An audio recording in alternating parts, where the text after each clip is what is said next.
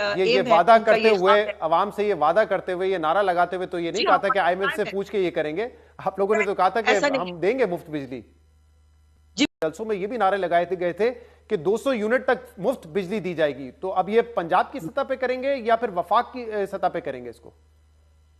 ये कुछ चीजें हैं शहजाद, बहुत सारे मंसूबे ऐसे हैं जिसके अंदर वफाक को ऑन बोर्ड लेना जरूरी होगा। फिर ये है कि आईएमएफ का प्रोग्राम, आपको पता है कि जो निगोशिएट होना है, उस आईएमएफ के प्रोग्राम के अंदर जो क्या निगोशिएट होता है, उसकी शराइत क्या होंगी। लेकिन मरीम नवाज शरीफ साहिबा का ये ये एम है वादा उनका, करते ये हुए, ख्वाब है। अवाम से ये वादा करते हुए, ये नारा लगाते हुए तो ये नहीं जी कहा हाँ, था कि आईएमएफ से है। पूछ के ये करेंगे। आप लोगों ने तो कहा था कि ऐसा नहीं। हम देंगे मुफ्त बिजली।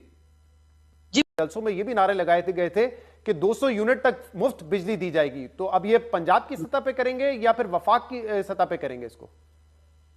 ये कुछ चीजें हैं शहजाद, बहुत सारे मंसूबे ऐसे हैं जिसके अंदर वफाक को ऑन बोर्ड लेना जरूरी